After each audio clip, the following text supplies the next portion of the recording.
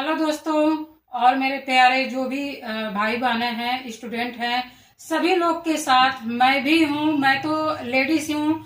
मैं जो धरना प्रदर्शन हो रहा है यूपीएससी आयोग सेंटर पे, मैं तो नहीं जा पाई, लेकिन मैं प्रत्यक्ष तरीके से नहीं, लेकिन ऑनलाइन ट्विटर और इंस्टाग्राम से मैं भी उसमें सपोर्ट कर रही हूँ।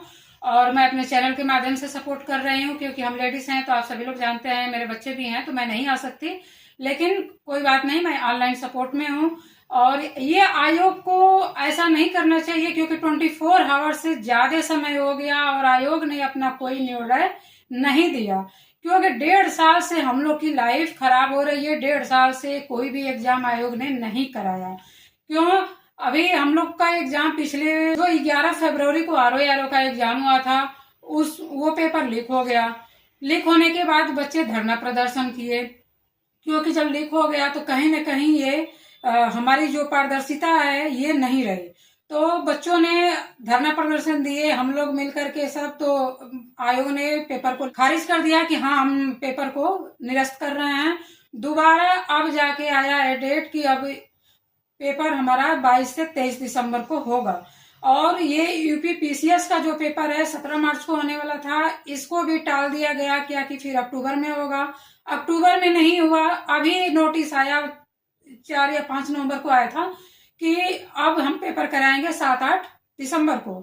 तो ये क्या है? ये राजस्थान हाई कोर्ट का एक फैसला था, वहां से आया था कि जब विज्ञापन जारी होता है उसी समय बता दिया जाता है कि पेपर कितने शिफ्ट में होंगे, पेपर किस तरह से होंगे। लेकिन इन लोगों ने कुछ नहीं बताया और बीच में बदलाव कर दिए।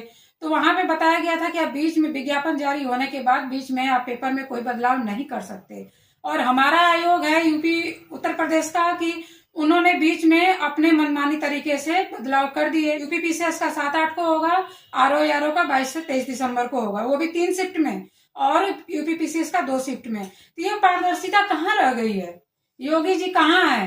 कहते हैं कि एक राष्ट्र एक चुनाव की बात करते हैं, कहते हैं कि सारी चुनाव एक साथ कराया जाए, उसके लिए बूथ सेंटर इनको मिल जाता है। सारी समस्याएं उस समय कुछ भी नहीं रहती है, सब समस्या खत्म हो जाती है।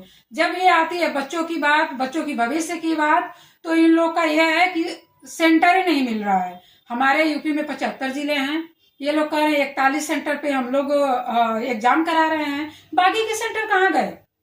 बाकी के सेंटर यदि एग्जाम कराने में सक्षम नहीं है तो वहां पे काम क्यों नहीं हो रहा है? फिर योगी जी किस लिए हैं? वहां भी शिक्षित लोगों को करें, जागरूक करें। वहां के भी स्कूल अच्छे होने चाहिए ताकि कोई भी पेपर हम वहां भी करा सकते हैं। इन लोग के लिए, हम लोग का पेपर कराने के लिए सेंटर नहीं है। साफ सी मुद्दा ये है।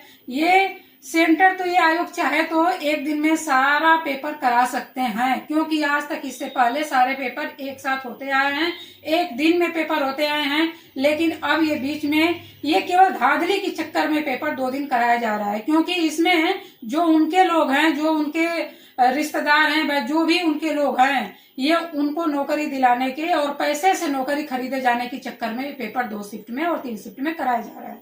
यानी नौकरी आज की डेट में खरीदी जा रही है। हम लोग जैसे जो मिडिल फैमिली से है, जो गरीब बच्चे हैं, वो किस तरह से नौकरी खरीदे? नौकरी खरीदने की बात ये बिल्कुल गलत है। जब नौकरी इतना अच्छे लेवल का जो प्रशासन चलाने वाला नौकरी है, इसको यदि पैसा से खरीदा जाता है तो वो पैसे से खरीद के देश को किस तरह से आगे बढ़ाएंगे, ये आप सोच सकते हैं। क्योंकि ये देश को चलाने का नौकरी है, ये कहीं बैठ के ऑफिस में काम करने का नहीं है। हम लोग का ये जॉब है कि देश को कैसे ऊंचाइयों पे ले जाना है, कैसे देश को आगे बढ़ाना है, इस टाइप की ये नौकरी है। तो इस पे इस तरह का नहीं करना चाहिए। योगी जी से हमारी मांग यही है कि पेपर एक दिन में एक शिफ्ट में कराया जाए और नॉर्मलाइजेशन खत्म होना चाहिए, क्योंकि इसमें किसी के नंबर कम आते हैं वो भी बच्चे पास हो जाएंगे, जो ज्यादा नंबर आ रहे हैं उनका कहीं ना कहीं रह जाएगा।